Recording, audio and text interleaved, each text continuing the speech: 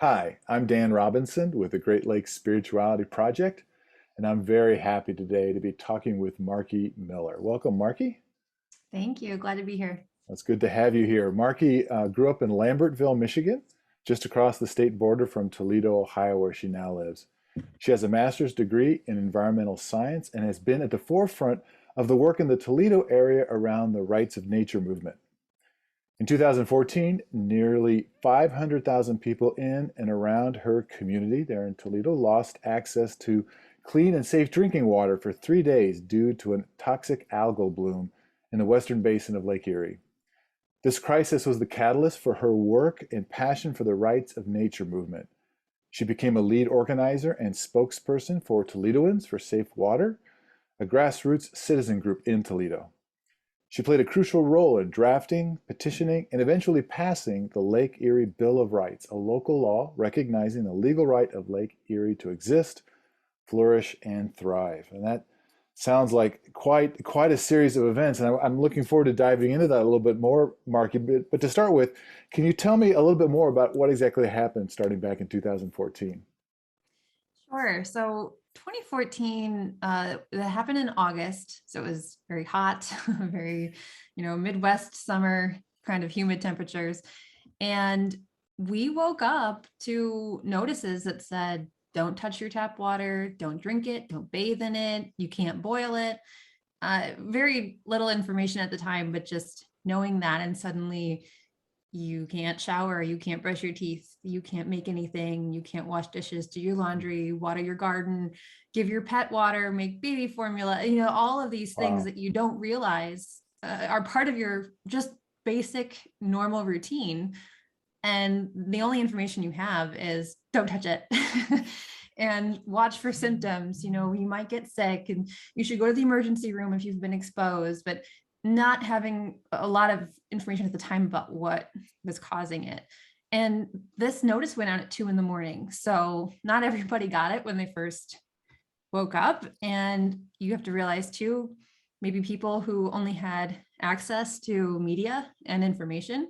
So there were campaigns to go door to door in certain neighborhoods to make sure everybody's neighbors knew. It was a Saturday, so it was kind of a weird Hmm. weekend. Everything was just disrupted, and the city really shut down. You couldn't offer public restrooms, so a lot of stores closed because their employees wouldn't have been able to have any facilities.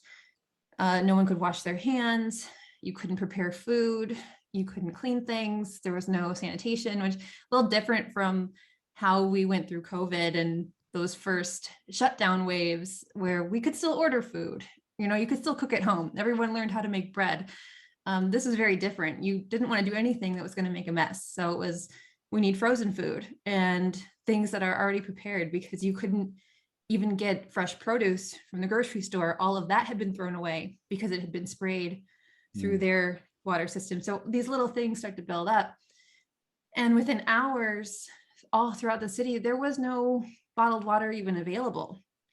A lot of it that was there, it was kind of first come, first serve. If you got that notice early enough, you got it. Uh, Prices went up in some places, so you had to be able to afford it. A lot of people had to go into neighboring states to get it. But if you didn't have those resources, if you didn't have the ability to travel, you were left to wait in a line in a parking lot somewhere and wait for this ration of water. And, again, it's hot, humid summer day. You're not going to go home and take a nice cool shower. You're kind of stuck. And we didn't know how long this was going to last. So it's not like we could say, well, it's only going to be 3 days. Let's prepare for it.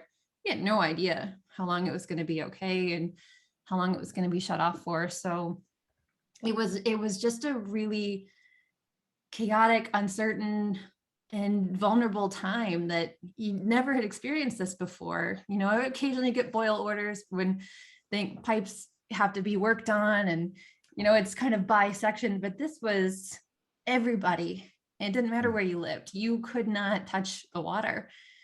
And kind of digging into it, found out more and more that here we have this toxic cyanobacteria, it's blue-green algae, kind of brewing in the western basin of Lake Erie.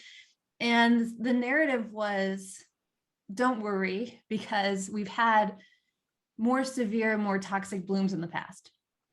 But you didn't hear about them because they just didn't drift into the intake well where we draw the water for public consumption. And that just was really alarming to me, that why aren't we paying attention to this unless it becomes a personal inconvenience?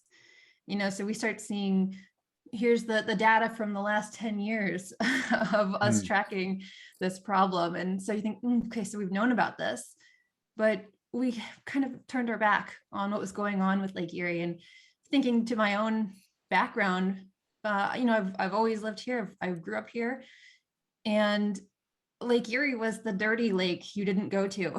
We would travel 4 hours up north if we wanted to enjoy the water and go to the beach. I never considered myself as living in a lake area before, because Lake Erie was not on our radar. And I think even now, when I talk to people before that crisis, a lot of people didn't know that was where their drinking water came from. So it was a sort of a big educational moment for people that, oh, wait, maybe I should care about this. I'm paying to keep this water clean and safe, and I don't really know what's going on with it. So it was a time of a lot of tension, because the public wanted answers. They wanted accountability. They wanted reassurance. And it seemed like the people and the agencies that had the power, that had sort of the were calling the shots, didn't want to talk about it. There was a lot of censorship going on of, we'll have a public meeting, but you're not allowed to ask questions about what caused the water crisis. You can only ask questions about what we're going to do moving forward. And we're not going to talk about nutrient pollution, and we're not going to talk, we need to keep it at the city level. And what can the city do? So it was right from the start, we're not going to talk about the source of the problem. We're just going to talk about how we can pay to mitigate it and deal with it and adjust. So, this problem, it happens all over. This cyanobacteria is prevalent across the US. It's not just a Lake Erie problem. But until it gets to a point where you can't touch it and it affects your drinking water, there's not a lot of action that's taken. So looking back at that time, do you think like your neighbors and other folks were surprised as well? I mean, I know you said you were surprised that this hadn't been dealt with before. Was that outrage sort of shared by the folks that you were with? I think so. I think you saw a lot of people coming together, forming new groups and attending meetings, who were lifelong citizens and residents there, but had never gotten involved in the issue, and were trying to ask questions because they like, wait, this is happening. And it seems like this has always been happening. Why aren't we talking about it? And kind of hitting that wall of, well, you're not allowed to talk about it. And so I think that was, and you had a lot of people who kind of grew up during that time of the 60s and the 70s when Lake Erie was declared dead and things were brewing, and we got the Clean Water Act, and they remember that time. And they remember it like, I knew I couldn't be in the water. We couldn't go swimming. We couldn't go fishing. We couldn't be around it. And I thought we fixed this problem.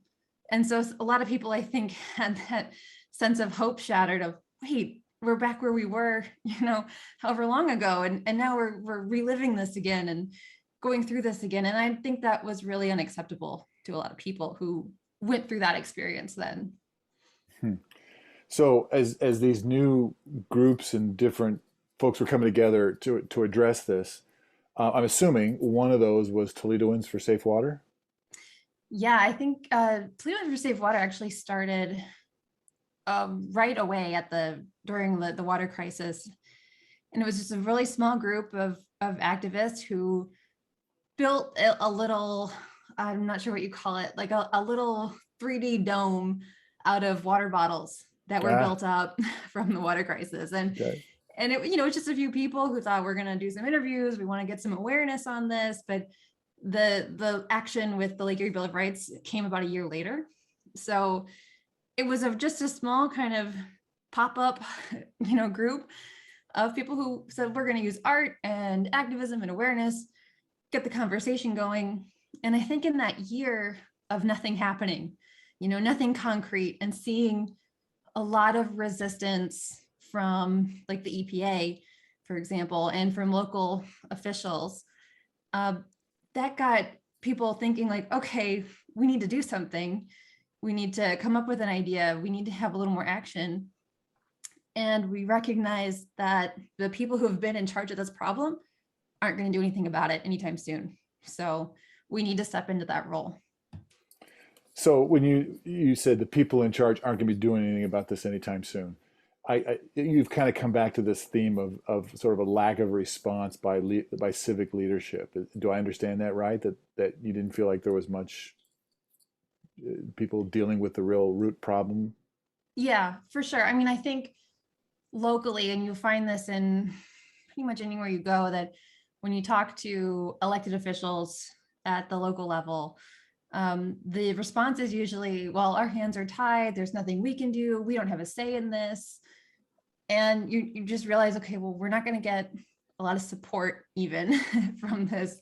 Turns out people who are elected into those positions don't like confrontation and don't like controversy and don't like rocking the boat. So it was sort of like that dead end right there. And we couldn't get a lot of attention from the Ohio EPA.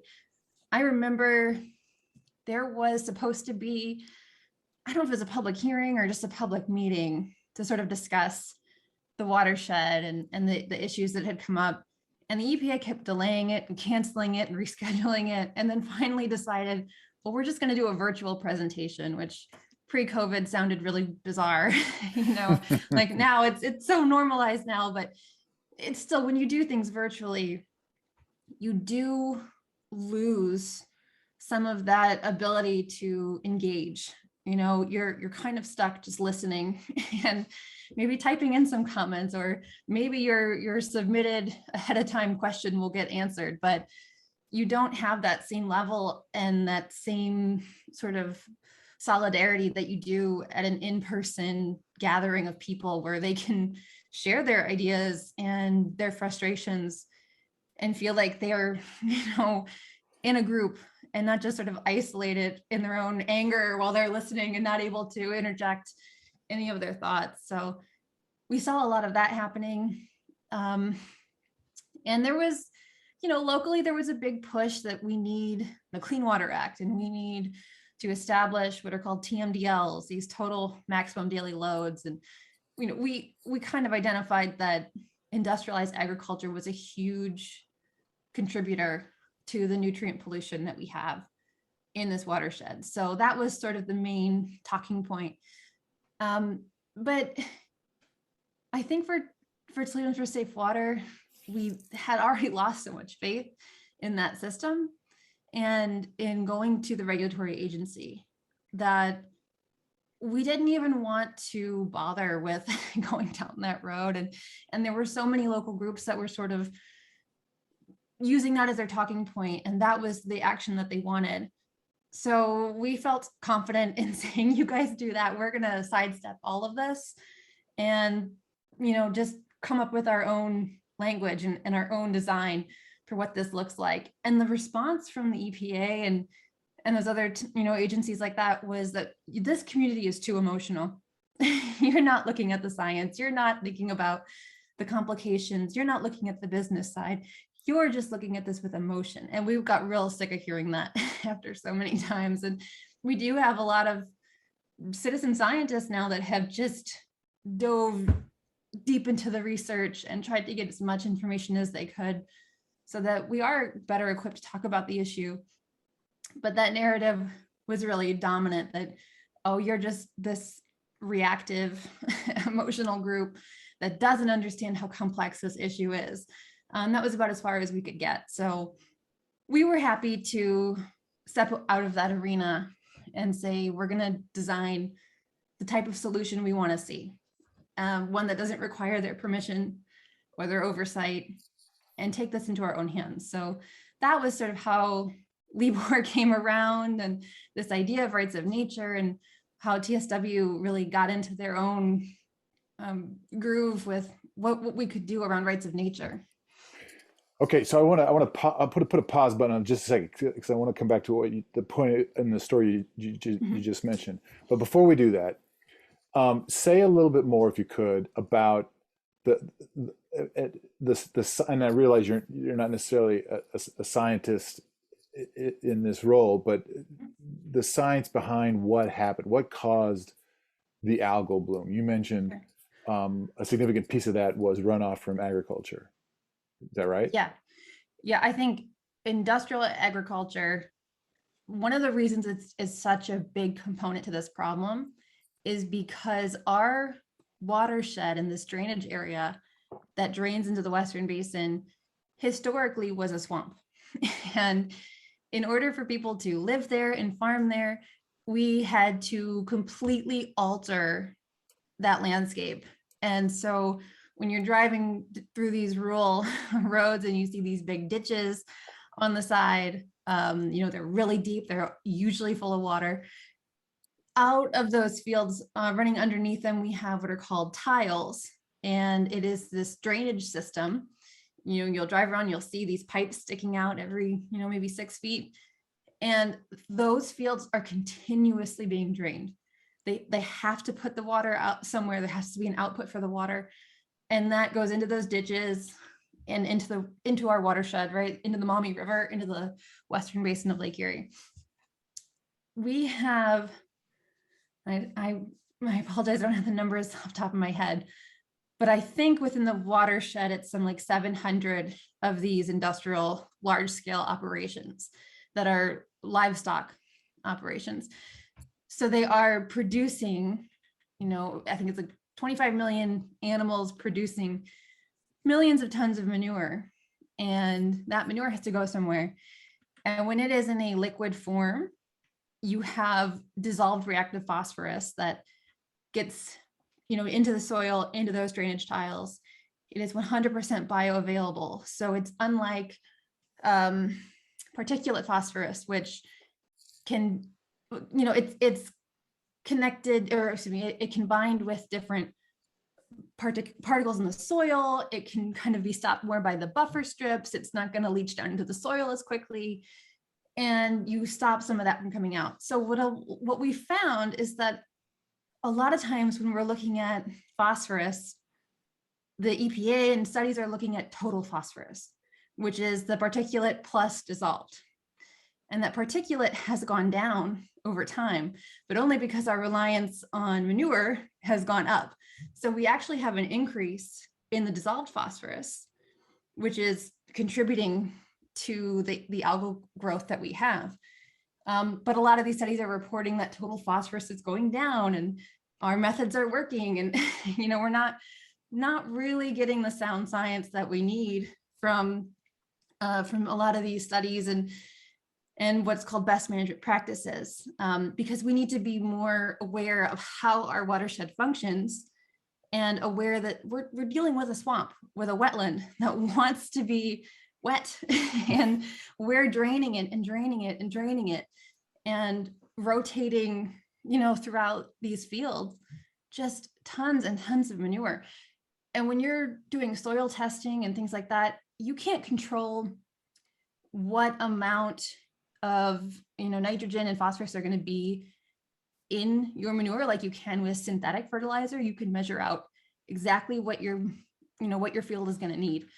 You don't really have that when you have manure to deal with. You're sort of at the mercy with whatever levels you have. So if you find that you need more nitrogen, you may end up putting on too much phosphorus because you're trying to get to a certain level. So I think there's a lot of that going on, and these drainage tiles, which have been around, since I think like the 1850s, this has been the system that we've relied on for a very long time. And now these problems are catching up to us, and we're seeing more manure produced, more permits given out for these operations, more animals being stored in these spaces. And it's just the confinement and the massive amount that we have. Unless we stop producing it, we're never going to defeat this problem. And that's really, to me, what the source is, that we are doing intensive industrialized agriculture in an environment not suited for it. It can't handle it. And that's just the bottom line. Those best management practices might work other places. They don't work here. Well, thank you. That's very helpful. And I owe you an apology. When I said earlier that you're not acting as a scientist, I know you're a scientist because you have a master's degree in environmental science. I guess I meant was explain this to somebody like myself who isn't a scientist. So that was helpful. I appreciate that. Sure. Yeah. And, I don't consider myself really a scientist at all, but you start to learn things. And to me, it makes sense. And so Yeah. it's important to be able to explain it in a way that people can go, oh, okay, I get that. Yeah. So, Well, I kind of want to set the stage. So for the next place I want this conversation to go, if you're okay with this, but so we have a situation that caught the average citizen by surprise in 2014. They didn't realize that this was suddenly going to wake up and totally alter their lives that day. We have a situation that civic leadership knew something about, but hadn't really addressed sufficiently, because that's why the crisis came about. We have a disconnect between the people's reaction to this situation and the leadership's response. And at the heart of this is an industry, industrial agriculture. And I grew up on a farm. I grew up working, I should say, I grew up working on farms. And so I don't mean this to be negative necessarily, but industrial agriculture is a big business. There's a lot of money at stake here. So all that creates an interesting sort of context to me for the next piece in this story, and that was the Lake Erie Bill of Rights. So in that context, explain a little bit about what happened next with that. yeah. So it's such a crazy sort of, like I said earlier, things happen for a reason. And just, we had this series of events that just lined up perfectly. They were challenging, but we had, and I didn't attend this event, but in Bowling Green, so, maybe 30 minutes from Toledo, there was a presentation from the Community Environmental Legal Defense Fund, or CELDEF, on rights of nature. And I think this was in 2015. And some people from Toledo were there, people who were involved with TSW, and it was, doing more of the art piece and the awareness. And that was for a lot of the first time they had heard about rights of nature. And TSW being Toledoans for Safe Water. Yes. Gotcha. Okay. And so this small group was there and said, hey, can we talk to you about rights of nature and what we could do with Lake Erie? And they went to a bar afterwards and sat down with the presenters from CELDEF, and the Lake Erie Bill of Rights was drawn out on a cocktail napkin and born out of a very casual conversation of, let's explore this. What would this look like? What could we do? Well, in a couple sentences, what do you mean by rights of nature? That phrase. Rights of nature is considered a legal framework that prioritizes the legal right of ecosystems and natural systems to flourish and thrive and exist. Basically, okay. It's their fundamental inalienable right to be and to be healthy and not be impeded by, the things that we want to use it for. Okay. It's a way of looking at nature, not just as a resource, but as a life supporting ecosystem that has value unto itself versus what we can take from it. Okay. Gotcha. Right. And that's really important because we, as a society, as a Western, legal system, we value property above all else.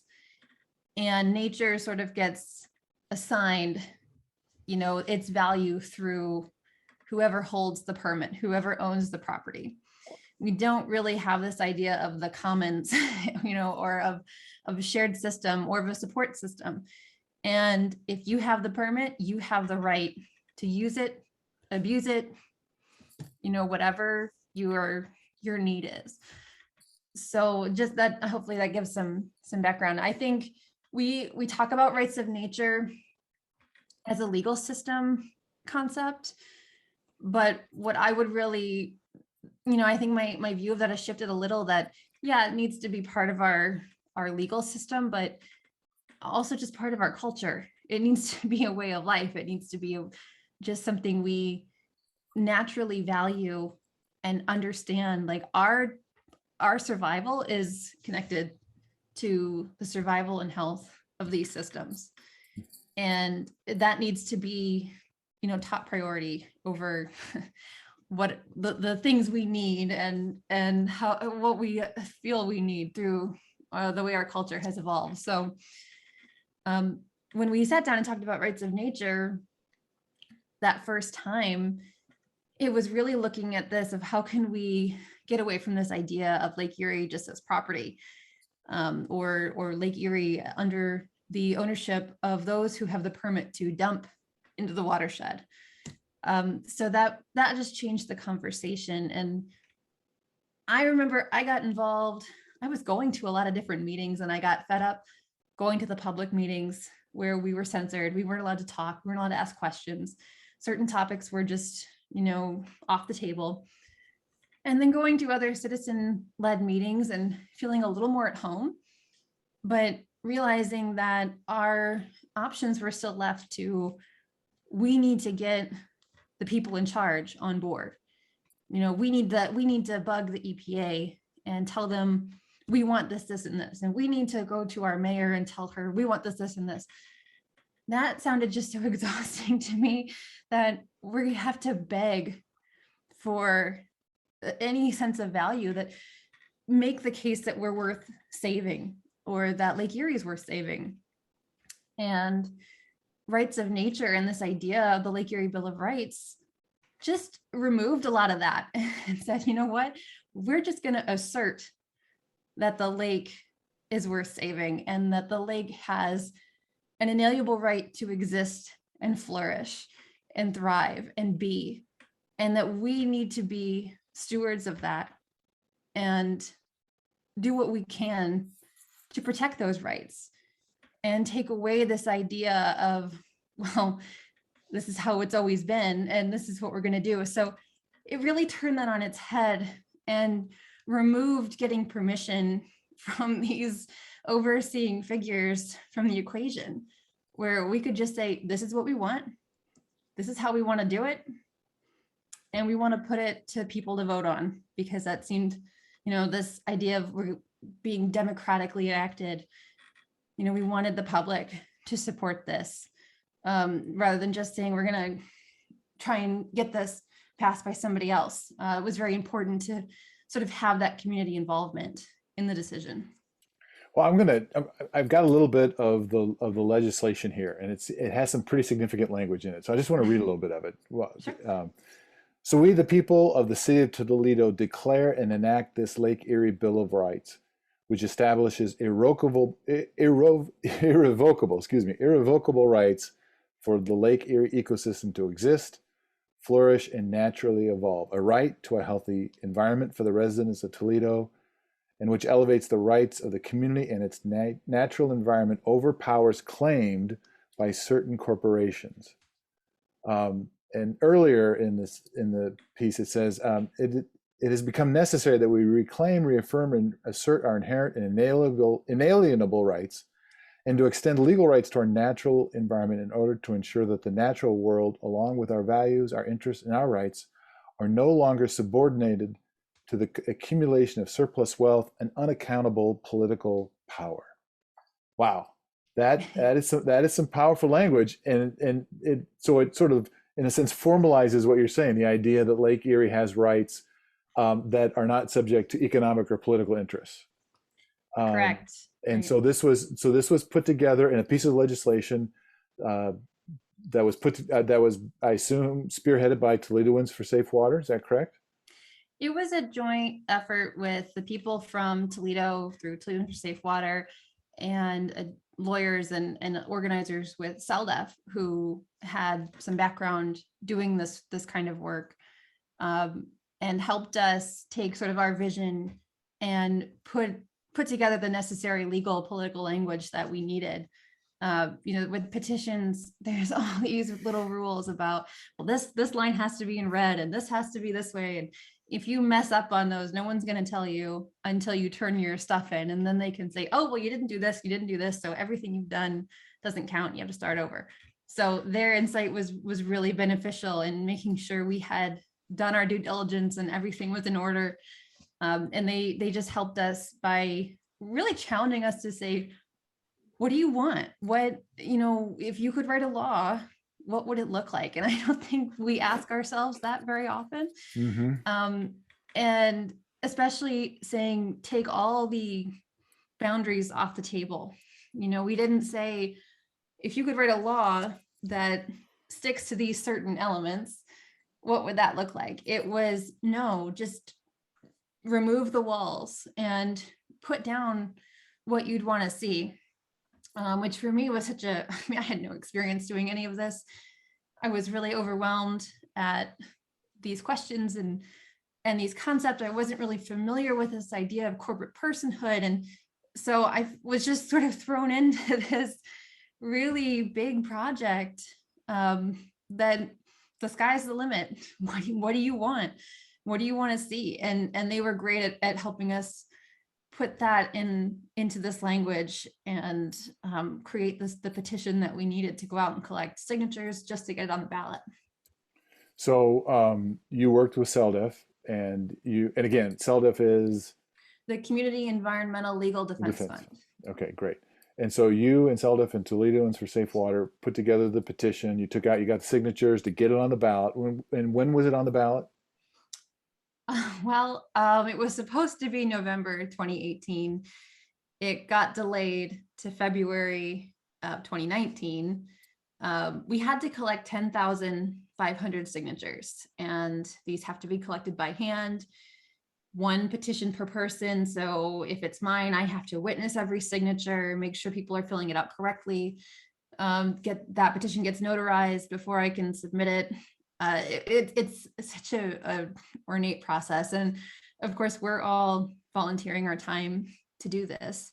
So it's weekends and it's after work and it's lunch breaks, and we're getting together just to figure out who's going to be where. And, we're going to go door to door. We're going to go to a festival downtown that people are going to be at, or where can we go that we're going to see traffic and get these signatures. So it took a long time to collect that many.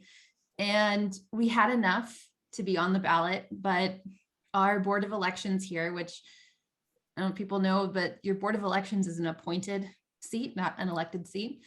They didn't like our language. They didn't like our petition, felt that we didn't have the ability to put this forward and put this on the ballot. And so they denied our access to the November ballot. We went to the Supreme Court the Ohio Supreme Court saying, okay, we feel we do deserve to be on the ballot. And what was really remarkable about that, we had kept this pretty quiet. This was just a local issue. There wasn't media attention. There wasn't a lot of noise going on about it. It was just a couple of activists that had no money and just had their spare time to go out and do this. In that first case, we had, I think, 14 or 16 state and national lobbyist groups file what's called an amicus brief against us, saying that, no, this local group should not be allowed to put this on the ballot.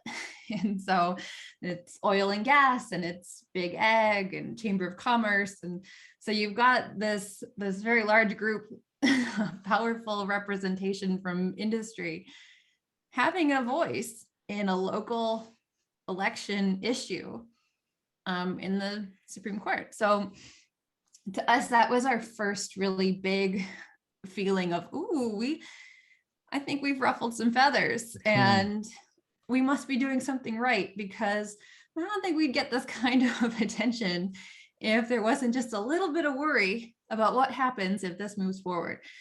So just to move things along, interestingly, there was another group in Toledo that liked this idea of doing a petition, and on a totally different type of issue. It was about where they would put it, the jail. They wanted to, the city wanted to rebuild this jail and move it to a more residential area, and this group wanted to keep it downtown and where some of that other infrastructure already existed.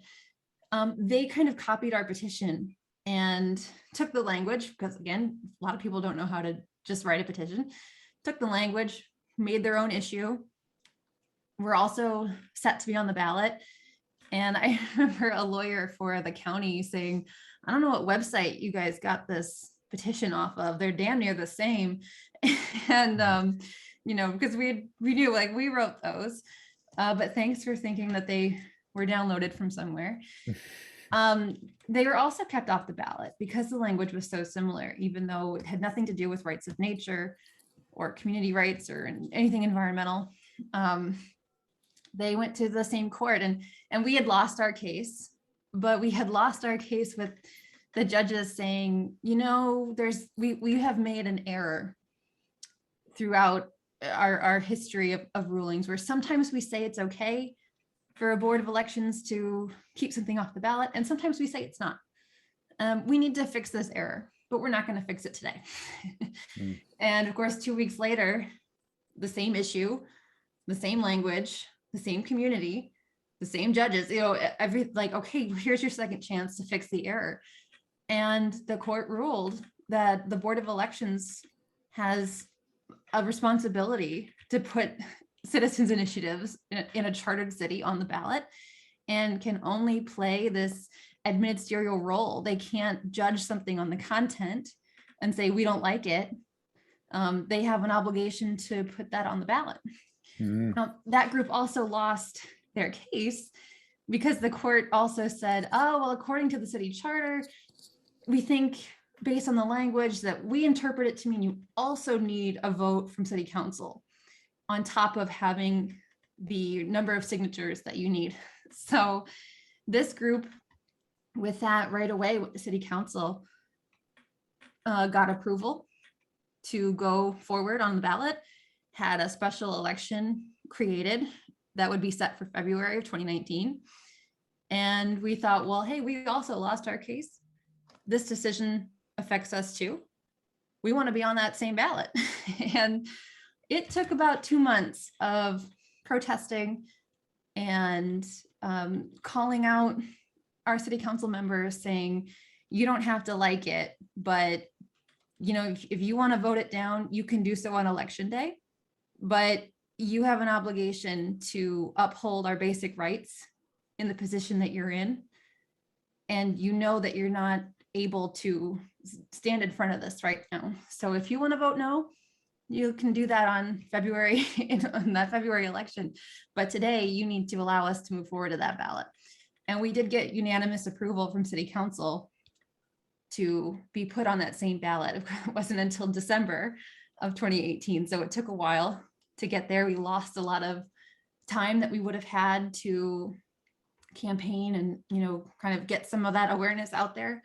But by this time, people all over were paying attention to the Lake Erie Bill of Rights and what was happening, and getting really intense. We were getting media calls from all over for this little tiny election. You know, that we thought, well, the world is watching us, so we're gonna go all in and do this right. And of course, with that approval, we had to then go back to the Board of Elections, where we had one protest, and this was filed by just a resident of Toledo who was represented by a law firm out of Columbus that typically represents oil and gas in election issues.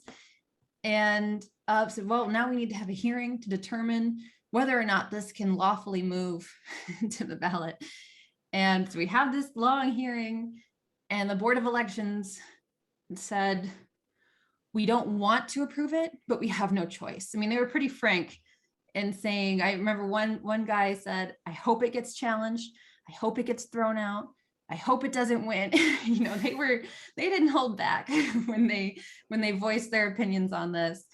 And of course, that one resident then took the Board of Elections to the Ohio Supreme Court. And we said, fine, you do that. We're going to start our campaign and get started on this. But now the Board of Elections had to defend putting us on the ballot in this case. And the court came back and said they were within their right and upheld their responsibility and obligation to put this on the ballot. And so it kind of reaffirmed the first ruling from the other case. So it was, getting to the ballot was not easy. It took a lot of patience. It took a lot of time. And there were so many points where we could have said, it's over. We can't move forward anymore. You know, we could have, at that first Board of Elections meeting, we could have said, well, there's nothing we can do. But we just kept pushing back and we kept going and kept trying to say, no, we disagree, until we kind of clawed our way to this special election. And it was maybe about 2 weeks before the election that the negative ads started to run. And it was from a group called the Toledo Jobs and Growth Coalition, which no one had ever heard of before. No one knew where it came from. We got on the Secretary of State's website and found it had been filed, you know, just the week before, this brand new coalition.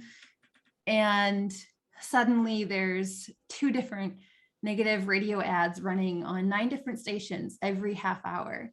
And there's 4 different full colored mailers being sent to our homes. And these ads are calling us extremists and meddlers and manipulators, and we're outsiders, and trying to just terrify people.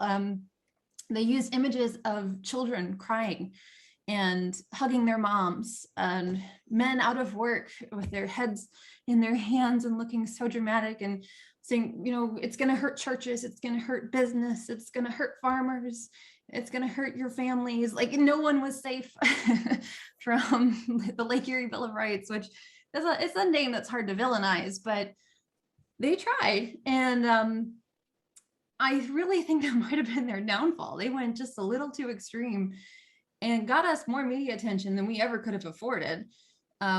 We raised and spent about $6,000, and that was money we raised in the community and from each other, and, you know, just digging into our own pockets and trying to get this out there. The negative ads spent about $300,000, and we still won on election night with, I think, 61% of the vote, which is amazing to me. Yeah, which was a huge. we were overwhelmed. I think when the initial sort of early vote and absentee ballots came in, we were at 72, and we thought, okay, we've got this. You know, like this is such a high margin to start with. We're good. We did it, but it still was hard to believe at the time. And it wasn't until after the election that we learned the Toledo Jobs and Growth Coalition was funded almost completely by BP out of Houston, Texas. And so for a group that called us outsiders and manipulators, and here they are miles and miles away, spending just a huge amount of cash on trying to get this community to vote no. So it was a very rewarding moment to learn that and see, like, wow, you know, there's a lot of money in trying to keep us from getting ahead. And again, it only justified to us that we were on the right path and just had to keep going. Yeah. Well, that's an amazing story. Unfortunately, it's not the end of the story, right? No. Because I wish it was. Yeah. So after the it was approved, it was eventually struck down in the courts. Do I understand that correctly? The very next day, there was a lawsuit filed in federal court against the city of Toledo, which is almost unheard of because typically you have to wait for the law to actually go on the books before you try to say, hey, we don't want this, we object. It wasn't even an official law yet. And we had this filing against the city for allowing its citizens to be so unruly and vote on an amendment to their own charter. So It was filed by something called Dravis Farms LLC. It was a partnership, not a what we call like a CAFO or a livestock operation. It was a grain farm, but sort of had a history of being the poster child for the Farm Bureau. And so now it's this corporation versus the corporation, the city of Toledo, and saying, we don't want this. Our civil rights as a corporate entity have been violated by the passing of this law. That was the argument. And we, as the petitioners of the law, tried to intervene, but this partnership objected to that. So we were denied access to that case. And then the state of Ohio said, we want to intervene, but we want to intervene on the side of this corporate entity. And they were allowed because the city didn't say we disagree with that. And I still wonder if they had, whether that would have made a difference or not, but it certainly made a difference for us being allowed to be part of that.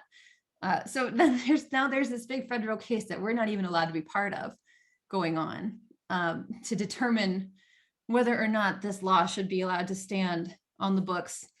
And it took about a year of filings and phone calls. And finally, in January of 2020, we had an oral argument session, which to my knowledge was the first time that rights of nature would be argued in a US court.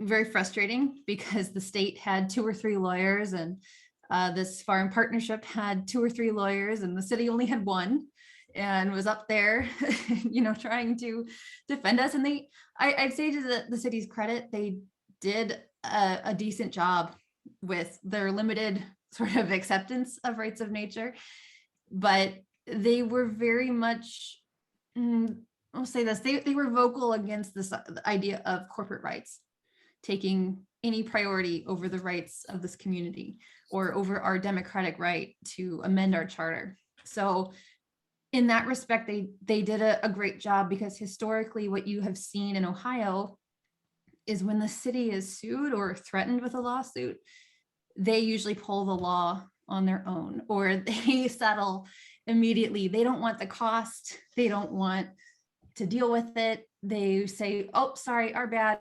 We agree. This is unconstitutional. We're going to side with you, side with the state, and revoke this law. And Toledo didn't do that, which was amazing. I wouldn't say that they were supportive of the law, but they made an attempt to, at the very least, defend our right to amend our charter. So now that was a really great thing to see. And I don't think we would have seen that if we hadn't had so many other cases throughout Ohio before that. What happened with Libor was not this standalone incident.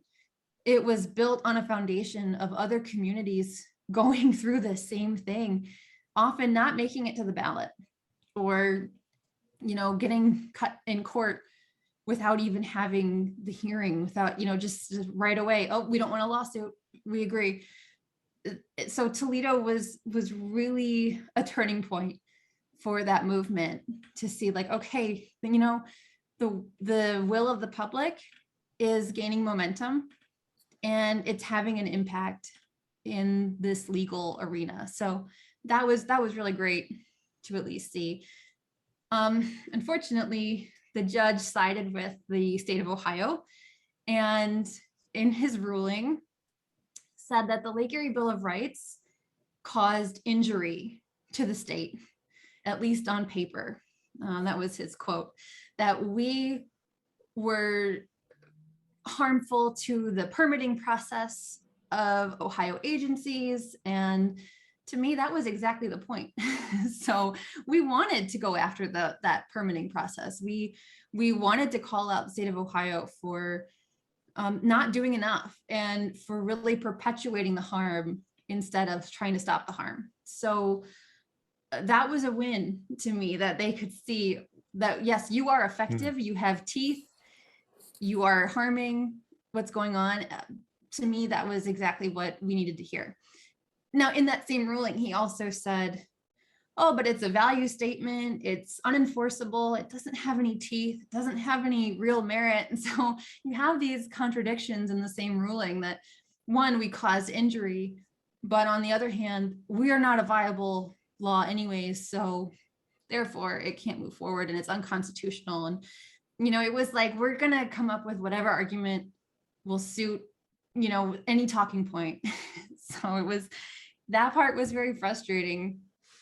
And that was in February of 2020. So, we were right at the start of COVID really getting, into everybody's sort of minds and starting to shut things down. I think things in Ohio shut down in March. So it was very difficult to keep that momentum after that. But we still have communities coming forward saying, we know the story, we know what happened, we know what the obstacles are, and we want to do this too. And I think that's where the power of this initiative will always be, that, yeah, it didn't get to where it wanted to go, but it added to that foundation, and it's creating a space for communities to build off of. And that's what's most important. Oh, what a great story. And thank you for sharing it, Markie. Now, before we close, I want to go back to something you said earlier, because I think it connects directly with the Great Lakes Spirituality Project. And you said, if I understood you correctly, that the importance of this effort, at least for you, was it's important that it's legal, but it was even more important, if I understood you correctly, to say that it needs to be this perspective, the rights of nature need to be woven into our culture and how we look at the lake itself, which to me talks about spirituality a little bit and how we see ourselves in this bigger picture. So for you, this experience, do you have a spiritual perspective on this? Has this affected you in a spiritual way? I think that every rights of nature journey sort of starts with this catalyst of, oh no, like I'm in danger. I'm personally affected. I could be harmed. And, we saw that with the water crisis. Everybody said, uh-oh, what am I going to do? And you start getting into this idea of rights of nature, and what am I going to do becomes, what are we going to do? What is this community going to do? What are my neighbors going to do? What about the lake? What about the people who aren't here yet? What about future generations? And it really removes you from that immediate, what's the harm? What do I have to deal with? What's going on right now? To how can I make things better? How can I create a world that's worth contributing to? Because I feel like going through my own experience in the environmental world and, academia, it was, you have to do meaningful work in a dying world, and you're not given the tools to actually do that. And so rights of nature was a tool. It was a way of saying, I have the power to make changes that don't just affect me, but are going to affect people I don't even know, and people who aren't here yet. And so I can set that up and say, this needs to be about stewardship, not ownership. And this needs to be about something much greater than myself. And what am I leaving? Am I making things better? Am I making a positive impact? And you find that you go through that transformation the more you get into this rights of nature world. And I think that's really beautiful. And just feeling it, that, yeah, I had this personal experience of empowerment through this work. And if I can gift that to other people and sort of take some of that concern of what is this world going to look like and is it going to be viable? That's what's most important to me, is setting that up and making sure I'm leaving things better than when I got them. And what one of my friends had explained to me, he was a member of the Ho-Chunk Nation. His name was Bill Greendeer. He's no longer with us. He was the one who said, you got to treat this like a gift that gets passed down, and not a material gift, but something that you cherish, that you honor. Someone gave it to you, and you know you're going to hand it off to somebody else. And so that's been in my mind the whole time of, Hmm. yeah, this is not for me. This is for my children. This is for their children. It's going to keep moving. And I have an obligation and a responsibility to make sure that I'm doing that. Wow. Well, that is fantastic, and that's a great place to leave our conversation. So, Markie, thank you for not only taking the time to talk with me, but also for the great work that you've been involved with and with Toledoans for safe water there in Toledo. Much appreciated. And again, thanks for the time. Well, thank you. All right. Take care.